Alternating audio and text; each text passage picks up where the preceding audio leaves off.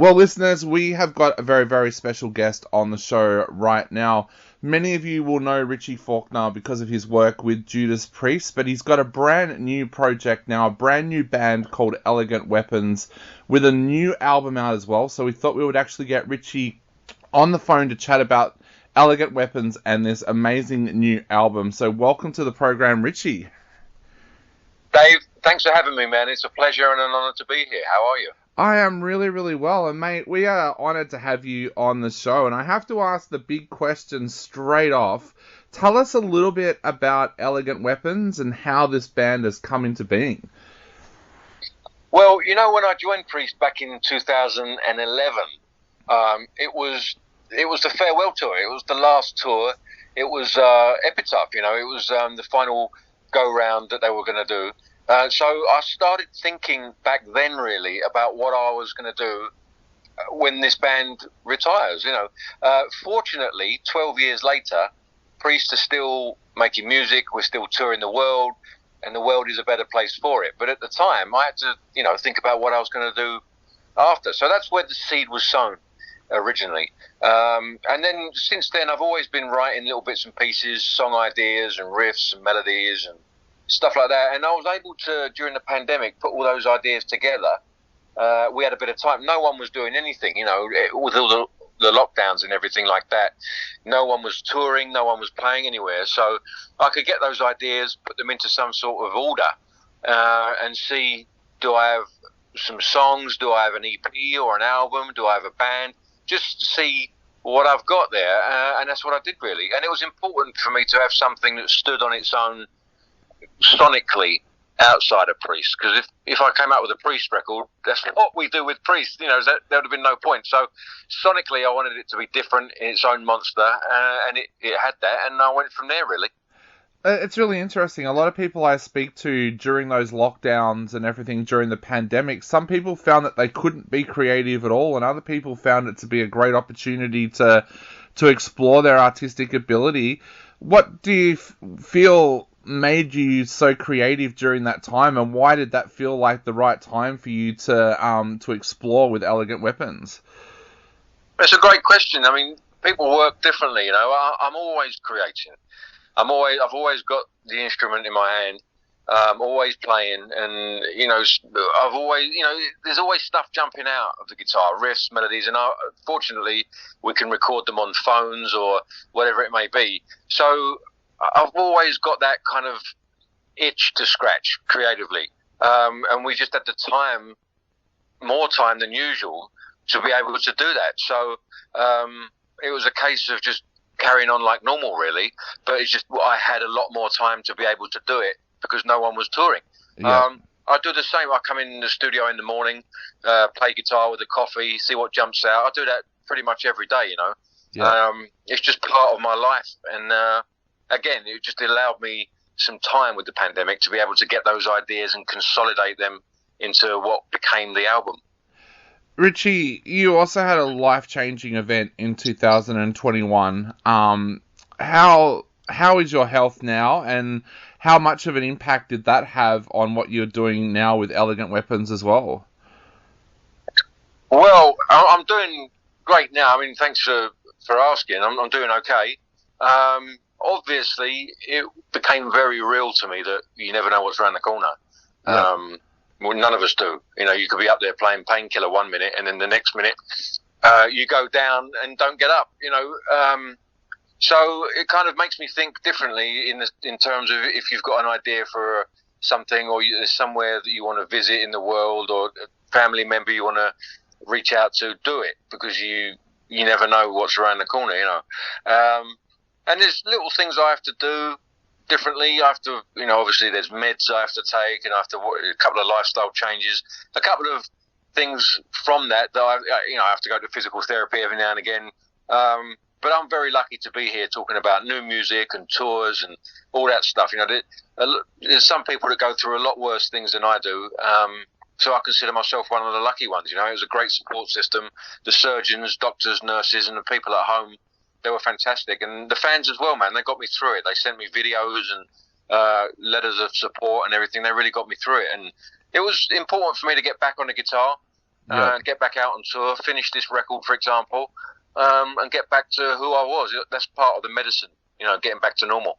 Definitely. Now, tell us a little bit about bringing everybody together for this band, because you have got members of Elegant Weapons from some of the biggest bands in the world. How did that come about? Are these guys that you'd worked with on and off over the years that you knew, or how did those approaches happen? Well, obviously, with Scott Travis, the drummer, I've been playing with Scott in Priest for 12 years now. So I always promised Scott that if I ever did anything outside of Judas Priest, that I'd give him first refusal. And luckily, he'd like the stuff. He could have hated it. But so I'm fortunate to get Scott on the record. Rex Brown from Pantera as well. He's another legend on the bass guitar. Obviously, Rex is doing Pantera now. But at the time, as I said, no one knew. The lockdowns were in effect. No one knew if we were going to be when we were going to be touring again, or if we were going to be touring again. It was one of those things, really. So I wanted to. The main priority at the time was to get the record down, and I'm just fortunate enough to have legends at the end of the phone.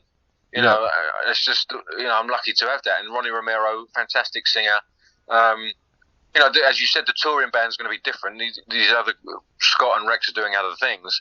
But me and Ronnie, we've got another drummer, we've got another bass player together. We're going to be moving out onto the live stage. But again, just really fortunate to have great players.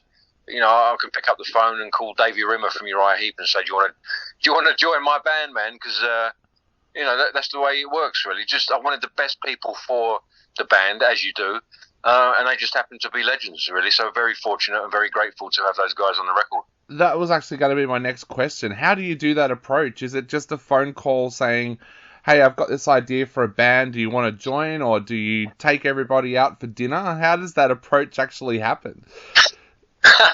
Yeah, wine and dine them, get them drunk, and then they might like the stuff. They can't say no.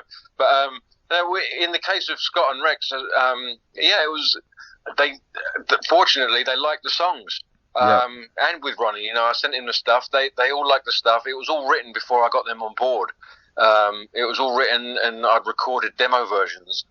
So when I reached out to them, I sent them those demo versions, and they liked the stuff. And we had to record it all separately.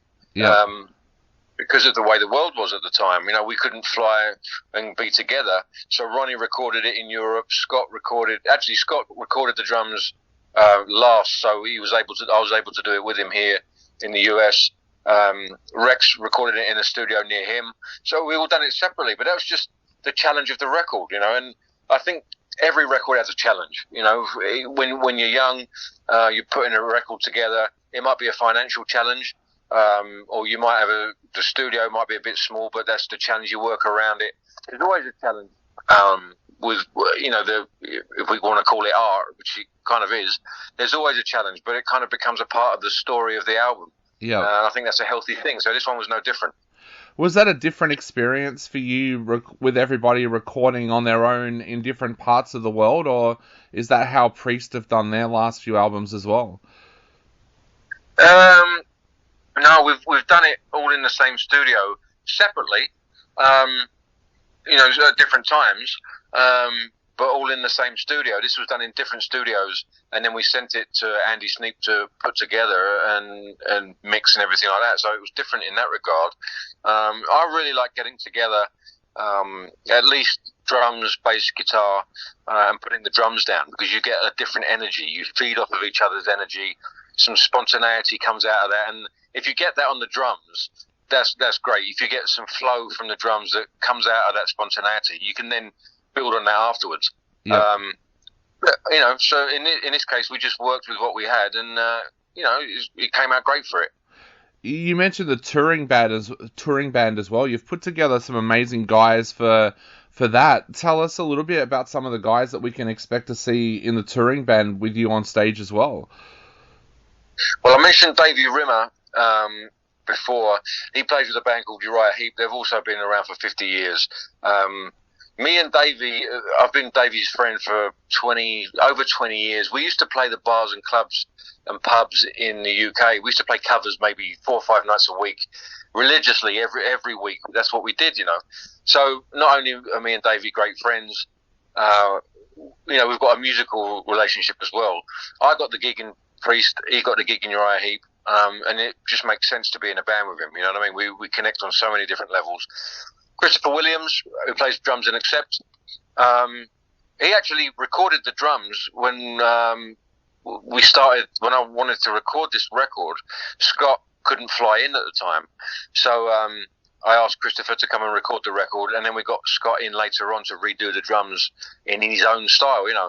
But so Christopher was intimately connected with the record, so it made sense to get him on board as well. So we're all from, you know, Ronnie as well. We're all from legacy acts: Priest, Accept, Uriah Heep, Rainbow with Ronnie. So we're all from legacy bands. So hopefully we can bring some of that character that we've got in our other bands and bring it into Elegant Weapons and take that into the future.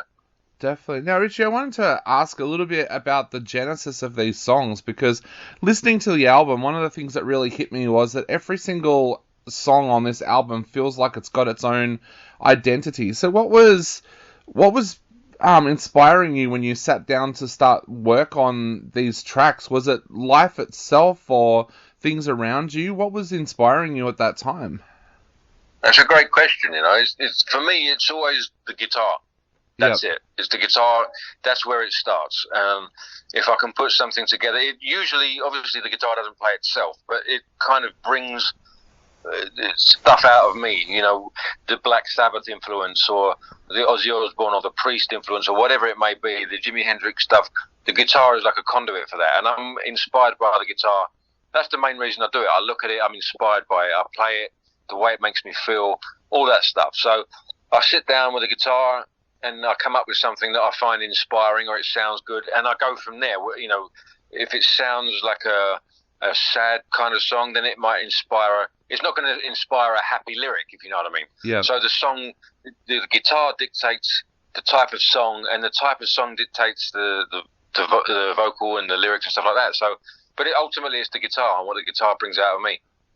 I have to ask you about Rose Girl. I absolutely loved that track. Tell us a little bit about the story behind that track. Well, Rose Girl was actually, it's about a club in South Miami where, you know, you get those women that come in and sell roses to the people that frequent the bar.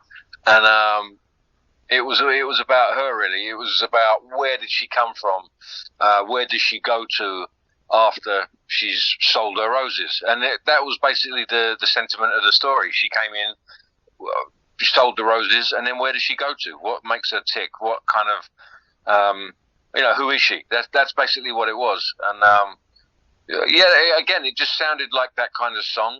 It inspired the lyric from there, and that's what we went with. Awesome. Now, of course, Ghost of You is another great track on there as well, which I love the fact that you guys did something so different and took a 1920s piano and detuned it. Some of those decisions make this album really, really special. Where did that idea come from to get a 1920s piano and detune it? Well, again, I think that the song dictated the sentiment of the subject matter. You know, and to me, it was kind of a bit creepy, a bit ghostly, a bit New Orleansy. I could imagine a smoky, bluesy, jazzy club with a piano in it, and that's where it came from. And I thought, well, it's very subtle, the piano, but it's in there, and that's where it comes from. The songs kind of take on their own character, and then sonically you add things or you don't, based on whether you think it will work or not. You know, that's what I could see in my mind. I could see literal ghosts coming in and out of this smoky bar with a piano in it. So I thought, well, why don't we try it with a piano? And again, it's very subtle, but it adds to the overall atmosphere of the music. So, as I said before, the guitar starts it off, and then the song takes on its own character, and you go with that. Yeah, there is a very, very 1970s vibe on this album that is so cool. Did that change the kind of instruments and the equipment that you were using when you were recording? Yeah, well, I mean, it's a guitar. For me, it's one guitar and one amplifier, which were kind of originated. In the 50s. It's a Flying V, which, you know, electric guitars were kind of first made commercially available in the 50s. So they're instruments which have been around since then, and they're pretty much the same now as they were then. You know, they've been changed a bit, but the core of those instruments are relatively the same. So it's a Marshall with a flying V, and that's been around since the Marshall came out, I think the late 60s. So it's definitely been inspired by instruments that were around in the 70s. And then the music as well. It's Black Sabbath and Thin Lizzy and all those things. I grew up, I was born in the 80s, so that's who I am as a musician. And I think those influences are going to shine through. I think to do anything else would be disingenuous, really. This is who I am. Those are the influences, and I wear them on my sleeve, you know. Definitely. And you worked with a producer that you've worked with over a number of years with, Andy. Why did you choose Andy to be the producer on this project, and what did you feel that he brought to Elegant Weapons as well? Well, it was for the same reason that I just mentioned, really.